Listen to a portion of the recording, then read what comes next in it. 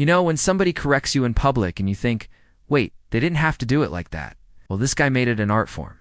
His name was Protagoras, and today we're going to talk about him. Welcome to the series. Let us talk about a man who could be been your favorite defense lawyer if he was unborn 2,500 years too early. His name? Protagoras. His claim to fame? One controversial mic drop. Man is the measure of all things. Sounds deep, right? It's like a motivational poster in your dentist's office. But what did he really mean? That truth doesn't live in the sky or in Plato's eternal forms. It lives in you. Me, and unfortunately in that guy who thinks the earth is flat. To Protagoras, truth is subjective. If you feel hot, you're hot. If I feel cold, I'm cold. We don't need a thermometer. We are the thermometer. It wasn't just about temperature. It was about morality, law, belief, everything. So why did this guy matter? Because Athens in the 5th century BCE wasn't just the land of olives and democracy. It was the intellectual hotspot, like ancient Harvard with better beards. You had Socrates, Plato, and yes, Protagoras. Except, unlike Socrates, Protagoras didn't want to know what truth is. He wanted to win debates. Enter the sophists. Think of sophists as ancient TED talkers, roaming teachers who could teach you how to argue, press, and never lose a court case, even if you were clearly guilty. Protagoras was their rock star. He didn't say, let's find the truth. He said, let us make any side look true, with a bit of logic and a lot of confidence.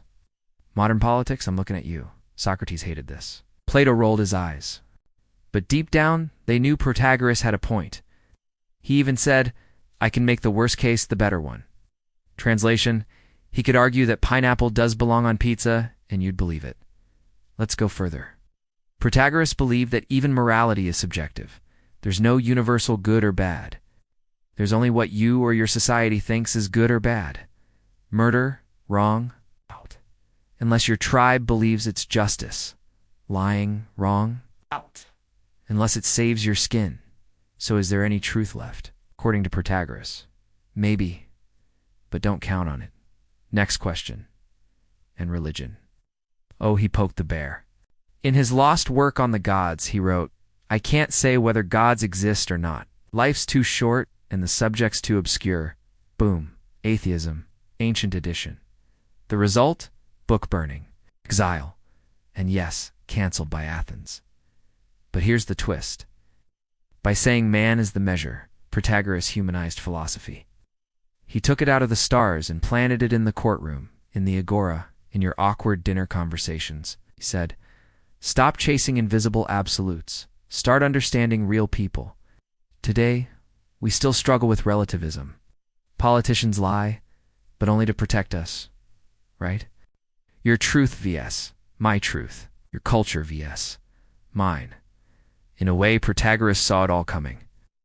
So next time someone says that's just your opinion, tell them they're quoting a Greek philosopher from 2,500 years ago. Then pause. Let them Google it. We're halfway through our series on ancient wisdom for your life. And to keep this journey free, we're asking you to join us as partners. It's a chance to shape the series, suggest topics, and even appear in credits. Head over to our support page to sign up. Now, here's something you don't learn in school. At first glance, Protagoras seems pretty uninspiring. I mean, who wants to be just another face in the Athenian crowd? Or worse, a sophist who puts truth up for sale. But listen closely. Protagoras wasn't just a philosopher. He was a conversationalist, a kind of hipster Socrates who rolled up his sleeves and got real. No more ethereal truths from on high. He dragged philosophy down to earth. This is big. And the story goes that one day Protagoras met a student named Euthyphro. Now Euthyphro had a problem. His father had killed someone. Not a big deal in those days, except he had killed him in cold blood. So Euthyphro wanted to take his dad to court. But here's where things get complicated. His dad was also a priest. And Euthyphro was struggling with the question. Was his dad's action right or wrong? Protagoras didn't dodge the question. He tackled it head on. This became one of his most famous quotes. What you say is right and good and beautiful and holy is that which is expedient for him who has said it. Let's break that down. What do you think is right? Good, beautiful, holy? Well, according to Protagoras, it's what's best for you. It's the thing that helps you live well, thrive, maybe even win a few court cases. Yeah, that's his famous line from Untruth. Man is the measure of all things. Your feelings, your beliefs, your experiences, they're the standard. It's not about what some god on a mountaintop thinks. It's what you think. This changes everything. Before Protagoras, philosophers would chase shadows, trying to figure out perfect forms or divine commands. Protagoras put them back in the driver's seat. Need proof? Check out his work on rhetoric. In Greek, it's called poidokai, meaning the little contests.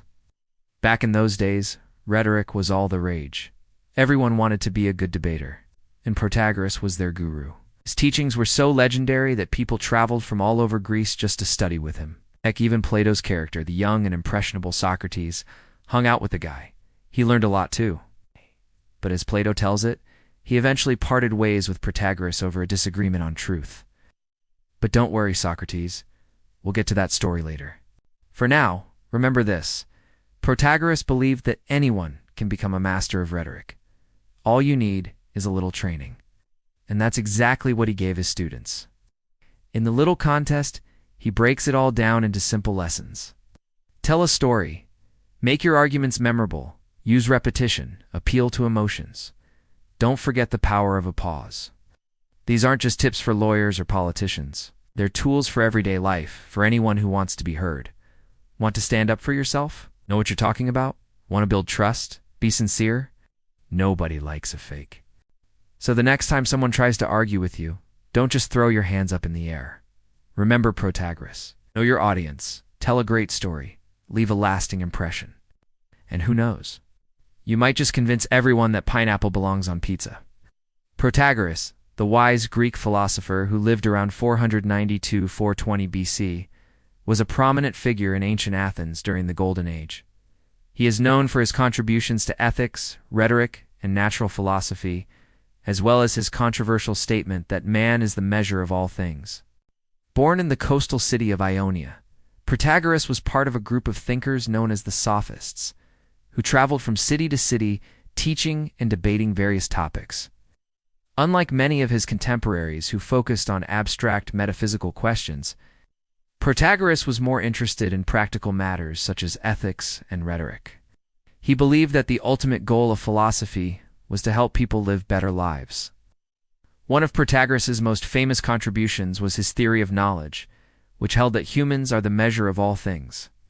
This meant that knowledge is relative to the individual and that there is no absolute or objective truth. Instead, Protagoras argued that what is true for one person may not be true for another, and that there is no way to know anything with certainty. Another important aspect of Protagoras' thought was his emphasis on ethics. He believed that the most important thing in life was to do what is right and just. However, he did not believe that there were any universal ethical principles. Rather, he thought that morality was relative to the individual or the community. Protagoras was also a skilled rhetorician, and he taught many of the techniques of persuasive speaking.